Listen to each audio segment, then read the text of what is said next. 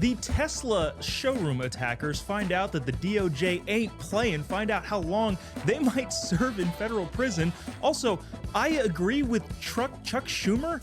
Someone check if hell has frozen over or if pigs are flying outside. That's a very weird thing for me to say. And also, an unexpected Doge fan has resurfaced. Find out his comments on whether or not the government spending should be cut. All that and more coming up on this episode of Turning Point tonight. Thanks so much for tuning in. My name is Joe Bob, and together we are charting the course of America's cultural comeback. This is Turning Point Tonight. Now remember, you can always email the show at tpt@tpusa.com. You can email whether or not you agree or you're wrong. If your email is vile, disgusting, and awful, chances are we will read it on the air. We really appreciate any email sent to, again, tpt@tpusa.com. Now, we have to start with this hilarious story.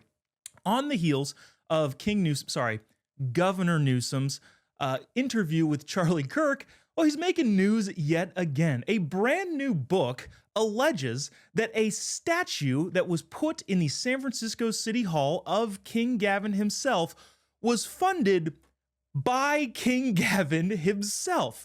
Yeah, the new book entitled Fool's Gold: The Radicals, Con Artists, and Traitors Who Killed the California Dream and Now Threaten Us All, which is a mouthful, say that King Newsom used something called behested payments. In other words, hey, if we play ball on this, maybe you can donate to this nonprofit, and this nonprofit will build a statue of me.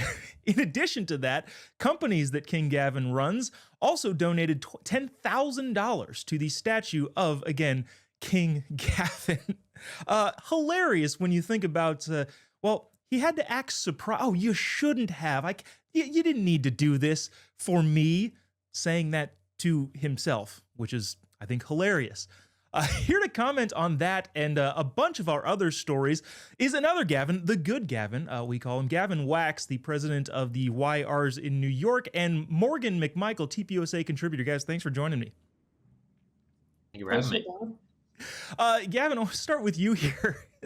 Again, I don't know if this is like, you get kind of thrown into these mixes because I call King Gavin just Gavin, and I don't want to conflate the two Gavins. So sorry if I accidentally do that. But, given the fact that politicians, especially in California, are known for kind of these backslapping deals and, making each other look good, do you think this comes as a surprise that money from Gavin's friends and even Gavin's company turned out to pay for a statue of himself?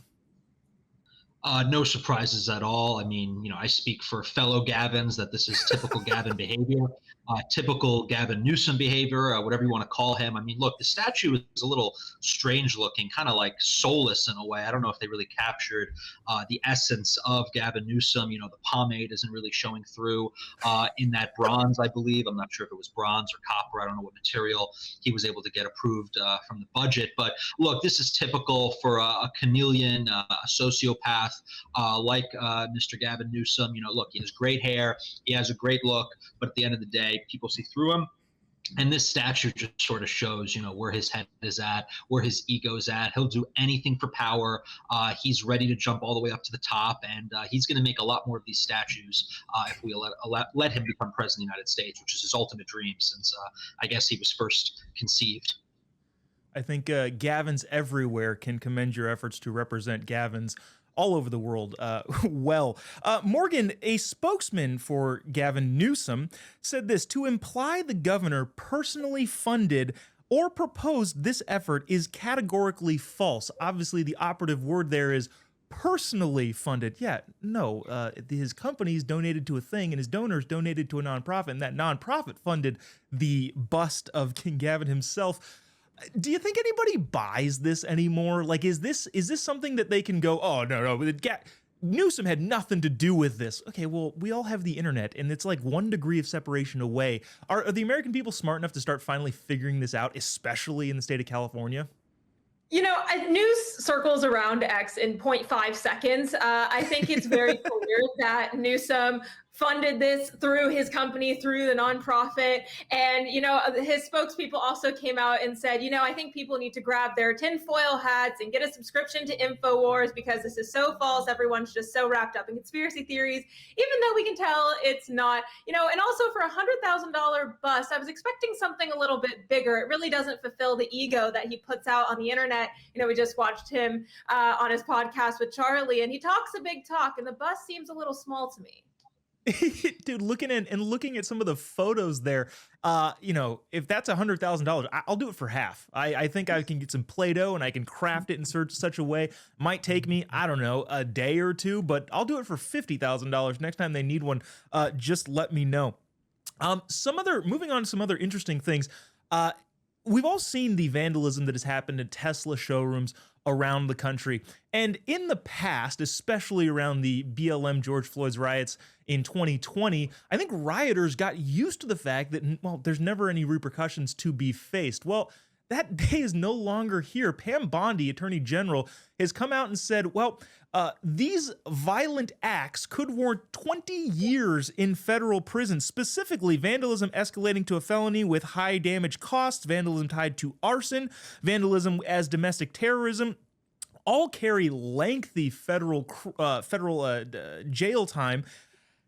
Gavin, do we think that the libs who think that protesting or rioting or insurrectioning, as some of us call it, think that that's okay and have been, just let off the hook for the last couple of years, are gonna get the message, or do some proverbial metaphorical heads have to roll before they start realizing that they're not messing around at the DOJ?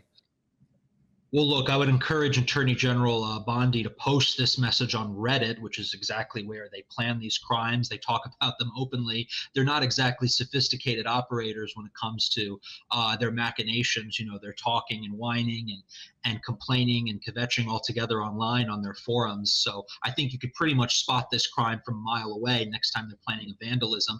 But look, I think we're going to have to give them, a slap on the wrist, maybe at first, but maybe it's going to take a few more.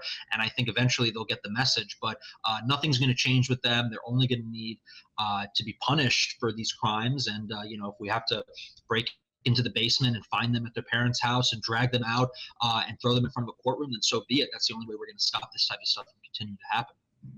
Gavin, it seems to be implying that a bunch of these people don't have jobs and are unemployed and live with their parents. I don't know where you would get that very demeaning categorization. Listen, I haven't ever seen a mid-level executive at a major corporation, a high-powered attorney or a stockbroker, any kind of serious professional engage in the kind of antics that we've seen over the years that become all too commonplace among the left. So, maybe I'm casting certain aspersions their way, but I think they're certainly warranted. I agree with those characterizations was the word I was looking for. Morgan, if these people get prosecuted, do you think that the overall basis of the American voter populace will see this as political? Obviously, conservatives have been complaining about political persecution or prosecution for a very long time, and I think that is warranted. But if these people that are throwing Molotov cocktails into Tesla showrooms actually do get prosecuted, which I hope they do, will the American people see it as clearly you need to prosecute the guy who's lighting the showroom on fire? Or will they see it as just President Trump going after his detractors? How's that going to be seen? I think the leftists in the country will see it as, we're just going to hate Trump even more. But when it comes to the general populace, this is clearly vandalizing. And I do think it's a little ironic that the ones that are vandalizing the Tesla showrooms and different cyber trucks around the country are the same ones that want electric vehicles and want to stop fracking and stop oil and having the Green New Deal and renewable energy in our country. It's really interesting to see how as soon as Tesla, Elon Musk speaks out in favor of, the Republican Party and supporting Donald Trump, that all of a sudden they hate the corporation Tesla. They loved Twitter until Elon bought it and turned it into Twitter. So it's just really interesting and seems like a double standard to me. But I think it's quite obvious this is just as bad or, almost as bad as the BLM stuff. They never got persecution at all, never got sent to jail by vandalizing targets across the nation, and now it's happening to Tesla. So, it's about time that people are actually going to jail for vandalizing in the country. Yeah, speaking of the electric car thing, that reminds me of the fact that anytime President Biden had a big, we all need to drive electric cars, he had GM, he had Ford, never Tesla. I wonder why. Maybe because it wasn't a union shop, which makes me think that they aren't that serious about the whole climate change thing. Speaking of violence in the streets, one of our favorite congresswomen, and by favorite I mean least favorite, Maxine Waters, again with some words that seem to stoke the flames of physical violence, which of course you should never do as a politician, yet she continues to do it. Watch this video clip and we'll reminisce on some of the other times that Congresswoman Waters said similar dangerous things. Check it out. What does Trump expect? Oh, I believe he expects violence. I believe he expects confrontation. I believe he's working toward a civil war. Yeah, Gavin, have you heard anything out of President Trump's mouth that would suggest at all that we should commit violence against people and going further, start a civil war? No, quite the opposite. We see President Trump taking to truth to make pleas for these encircled Ukrainian troops in Russia, trying to save their lives, trying to end wars. Meanwhile, you have these Looney Tune member of Congress, Maxine Waters, claiming that he's trying to incite a civil war, while herself has a long record of inciting violence against Trump supporters, against Republicans, against conservatives. Of course, she never faces backlash. She never faces any repercussions, just like the people that are vandalizing Tesla dealerships and Tesla cars. But this just goes to show that the left are basically a bunch of grown children. They're just always acting out. They're always talking in this hyperbolic manner, trying to, project their own guilty thoughts onto everyone else. And this is just the latest iteration of it. It's pretty sad. It's pretty pathetic. I think we really need some, mandatory mental health check-ins on some of these members of Congress, particularly on the Democrat side of the aisle. Yeah, maybe a convalescent home would suit Maxine Waters, who seems to have been in Congress for the last, 120 years. Morgan, Maxine also was the one who, remember during Trump 1.0 presidency, said if you see any Republicans in the street, you push back on them, you create a crowd, which was clearly physical intimidation. And also, Robert Garcia, congressman, I believe also in California, the Long Beach area, recently got in trouble for saying you need to bring actual weapons, not just rhetorical weapons. Is this a theme that you think will get picked up by more mainstream Dems and libs? I hope not. Like, I'm not a proponent of this at all, but I'm just curious where you think the barometer is on the lefty side of the aisle when it comes to promoting, in my opinion, some pretty dangerous verbiage. Yeah, they're clearly upset that we won the election, and the populace clearly voted for what is currently happening in DC, and really, turning a page to the next generation of America, the golden age, as President Trump talks about frequently. And it's crazy to me that the side of the aisle that continuously says that conservatives are the problem and we're the ones inciting violence, yet there is continually coming out quotes and videos of the Democrats actually inciting violence and wishing harm against conservatives in our nation, not just conservative and Republican leaders in the nation. So it's just quite interesting to me to see Maxine Waters continuously pushing this message to harm Republicans. I think if it keeps continuing on this way, I know AOC has made some comments and other congressmen and senators, this is going to be in America where Democrats are going to think it's okay to incite violence against other people, and it's not.